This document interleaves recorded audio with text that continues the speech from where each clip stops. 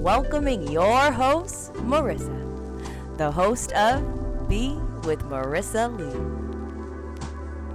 Hello, how are all of you doing? And welcome to the 5th episode of Be with Marisa Lee. Today we're going to be talking about setting goals and staying present, and it kind of ties into manifestation too. To start off the episode, I wanted to ask again, how are you all doing? And TBH, it's been a hard week for me, but I'm recording the episode because I feel like sometimes when it gets hard, it's good to focus on goals and especially intentions that I want to take with me moving forward. So I feel like this podcast could be really fitting for this time in my life. And with setting goals, I think it's all about building confidence, because last year I didn't have any goals for myself, because before that I had such big goals with my clothing brand and that I had set for myself, and I just didn't feel like setting goals anymore, because that's a part of me being hard on myself about not feeling like I succeeded with a goal that I had in mind for myself. So I kind of built up this way of thinking that I just wasn't ready to set goals again, because I had these big goals that I felt like I didn't reach. And now, being in this present moment, I've learned that setting goals is kind of like markers, but anything else that happens due to you trying to achieve that goal is successful in itself, because it helps you understand another part of yourself, and you have to give yourself credit. Like, even though you didn't achieve the goal that you have set in mind, that doesn't mean that you're a failure. It just means that something else was supposed to happen in its place. And at least because you set that goal, that motivation that pushed you to get wherever you are now is the most important thing, which is the journey of achieving a goal.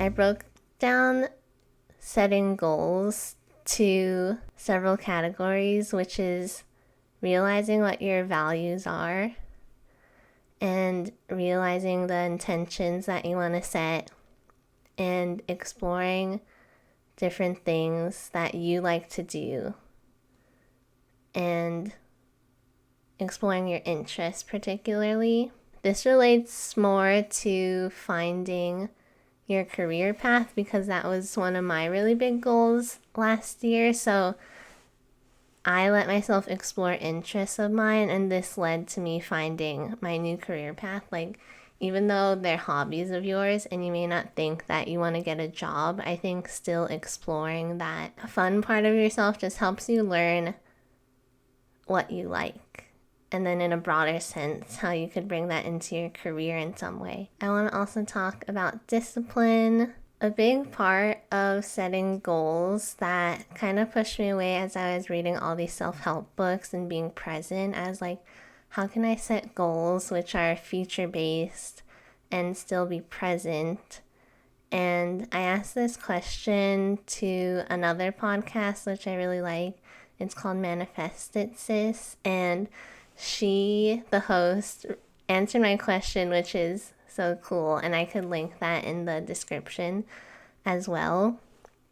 But pretty much what I got out of her response was that having goals doesn't mean you're not appreciating the present moment, because gratitude helps you propel to that goal. And gratitude always happens when you're being present and active in this present moment.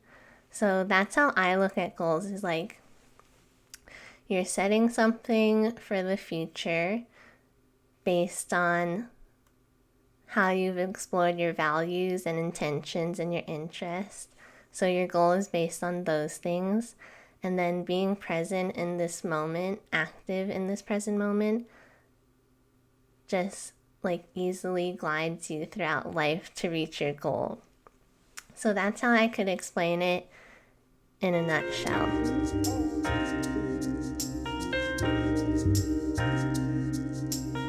So last year, I didn't have any goals like what I mentioned in the beginning of the year. I was putting so much pressure on myself to find like really big, specific goals that I could like look back on or look into the future for to guide me throughout life. And I was like putting all this pressure. I'm like, what's this big goal that's going to guide me through life?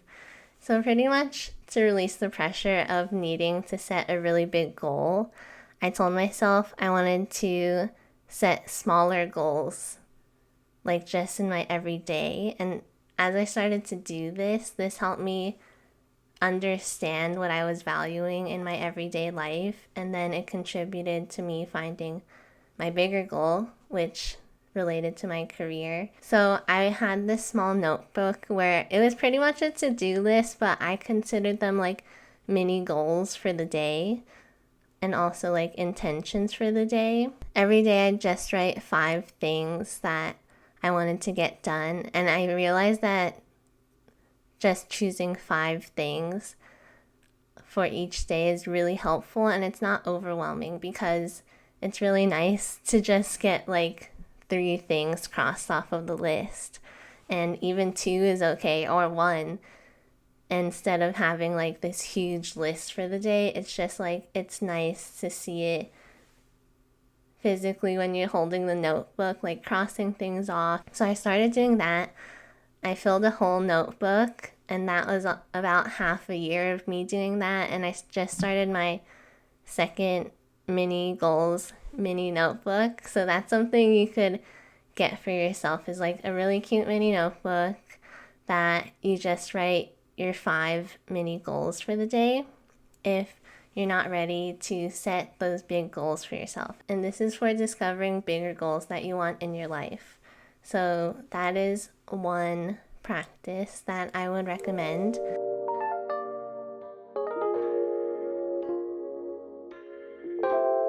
Taking a step back, I discovered my values, and putting them into words made it so clear for what I value in life. It's kind of interesting because when you think of values, they're like kind of broad in a sense because you're thinking about what you value in life, and they may not specifically lead to a very specific goal in your life, but it kind of just helps you have like a clear mind of where you're thinking, like what influences you, what's important to you, what do you think about daily, like whether it be consciously or unconsciously, like what are these things that are affecting and like help you make decisions throughout the day.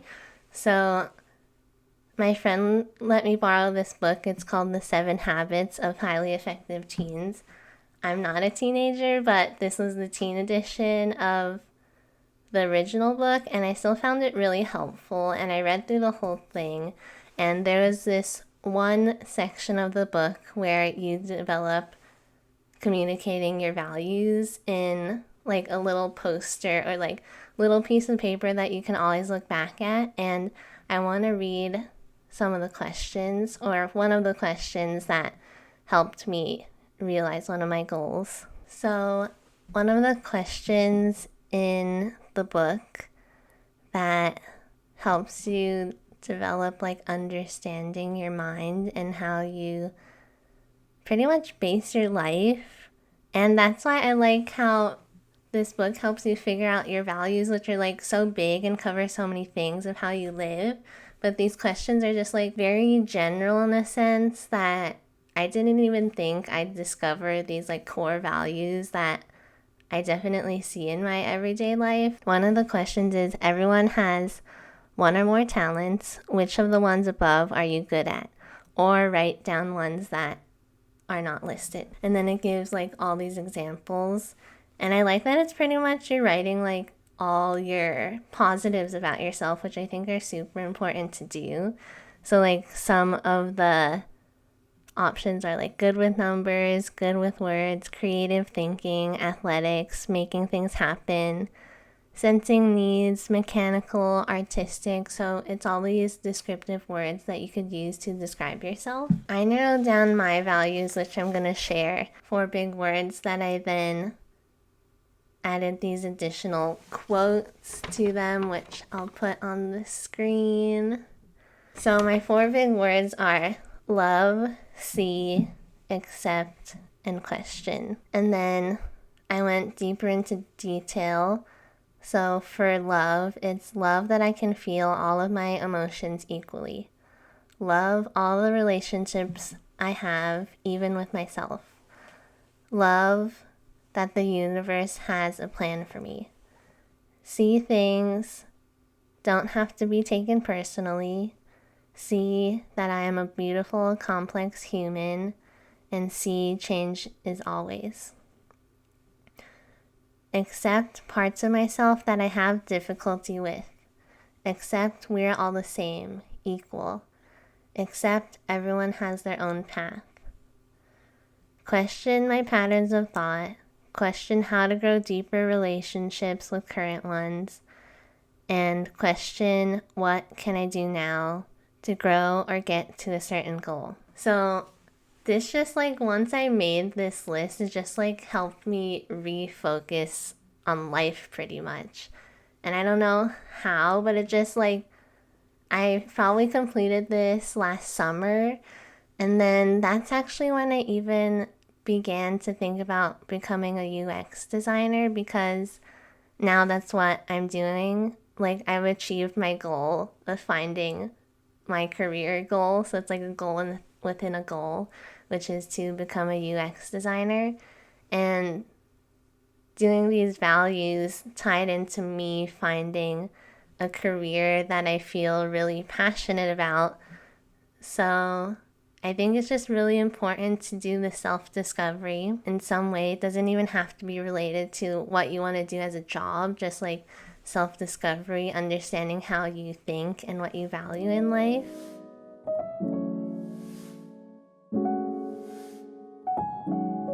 Another thing is exploring your interest.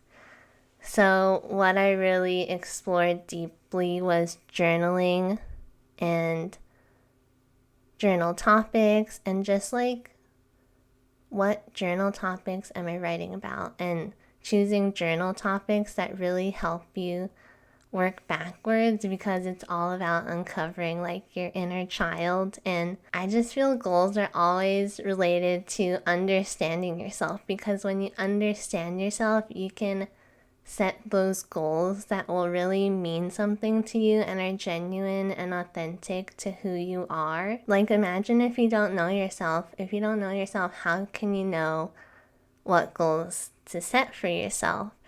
So the more you understand yourself, just the easier everything is. And that's where self-neglect comes in sometimes, because understanding yourself is one of the hardest things to do in life, but it's so worth it.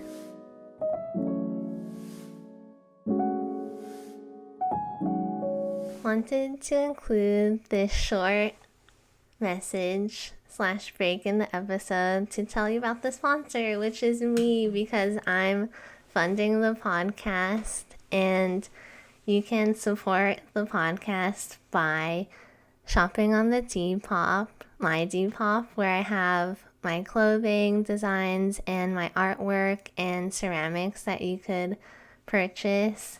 Also being supportive in another way is staying connected with me, and all of these links will be in the podcast description. And stay connected through the new Discord channel, which I post inspiration, and you can share inspiration that inspires you to be creative, which I think is like really fun to share with other people. And I really love that I can put all my links on Discord now and that everyone can see it. And I'll also have like updates for the podcast and ask you guys what you want to hear. And if there becomes enough subscribers, we could even do like live chats on the Discord channel too. You could also check out my Medium profile where I have articles on there relating to the topics that I talk about on the podcast, as well as like if you want to learn more about UX design. And you can follow me on Instagram at Marisa M. Lee or send me a digital letter through email. We're going back to the episode now. Thanks.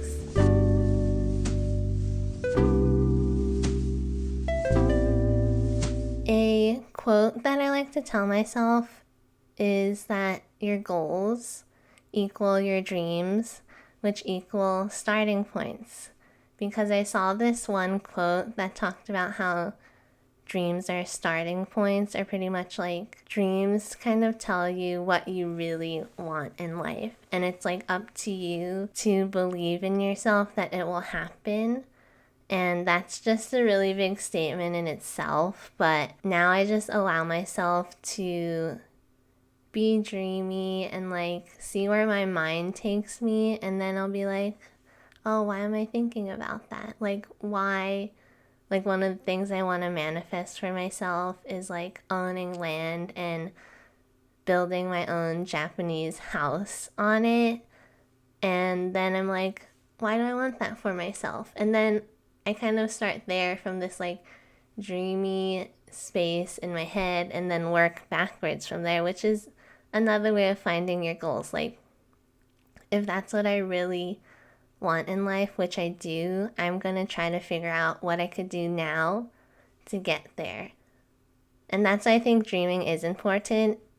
And I don't think it's good to get caught up in dreams where like you're really unhappy or the unhappiness causes you to be not present in your life, because I really think being present in this moment is the best way to get to your goals. Like, being so present within yourself, you'll just be like guided by your spirit inside. Like, you'll just hear yourself so clearly on the inside that it'll be so easy to follow or do what you need to do to get to where you want to get. And that's why just like understanding that you have everything inside of yourself and you know what you need to do.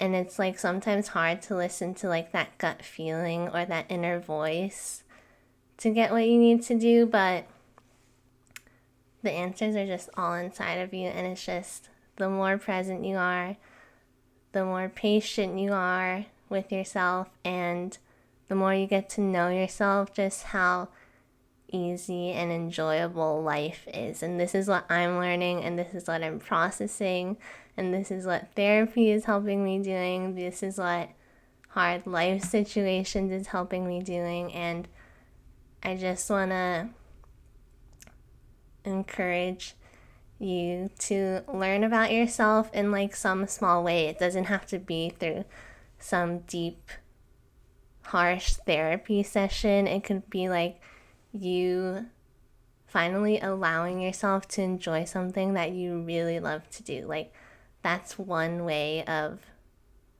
getting to know yourself.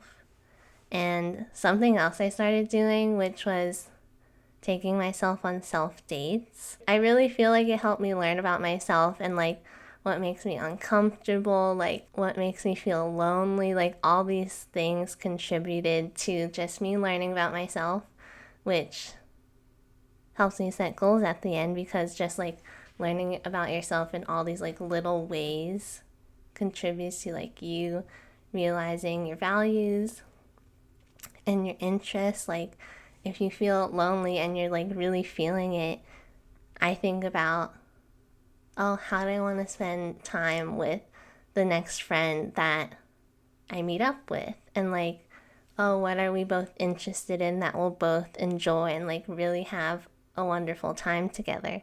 And that leads to like you finding out about your interests and like what type of energy you want to give other people. So all of these things are like a collective that will help you understand yourself and then achieve your goals. I think sometimes, especially for myself, I just wanted to like set that next goal set it and just like run after it as fast as I can. But I really learned that I just need to slow down, learn about myself, and then set those goals that really resonate with who I'm learning that myself is.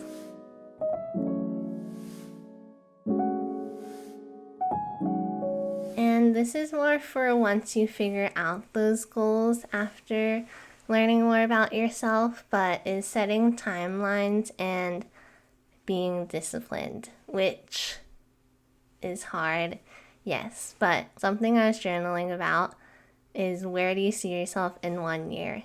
And where do you see yourself in 5 years? And where do you see yourself in 10 years? And these journal prompts kind of let you manifest like where you see yourself in those specific points.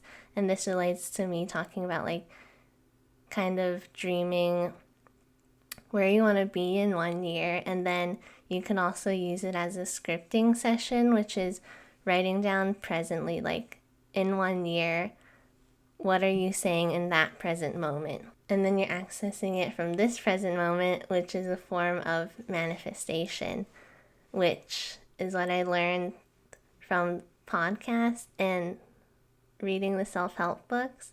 So that's kind of how I understand it. I'm not sure if it's the completely right way, but that's how I'm using it right now. And I actually feel like that's happened because I have a little sketchbook that I draw my manifestations in, actually. All of the things I have drawn have come true.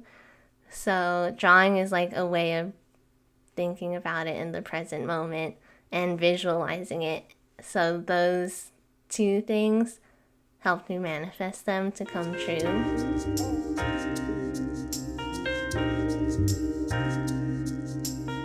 Once you've set your goals, another thing is discipline. So I found this tweet that explains what I think discipline looks like, good discipline when having goals that you want to achieve. And it's by Tim Urban, and the tweet is, "This deep focus writing schedule. Monday 3 hours, Tuesday 3 hours, Wednesday 3 hours, Thursday 3 hours, Friday 3 hours. And working 3 hours a day is more hours than Monday 0 hours, Tuesday 0 hours, Wednesday 0 hours, Thursday 7 hours, and Friday 7 hours. The second requires 2 Herculean efforts, the first requires none. Consistency compiles to huge numbers." And this consistency, I believe, is discipline. So I think that's just something to keep in mind. It's not something to think about when you're kind of discovering your goals, but if you want to take that with you for afterwards when you set those goals, that consistency is very helpful. And doing things in like small doses consistently over time, daily, is the best thing that you could do to achieve your goals. Unless you really like working 7 hours out of the week for like 2 days straight, then maybe that's your jam.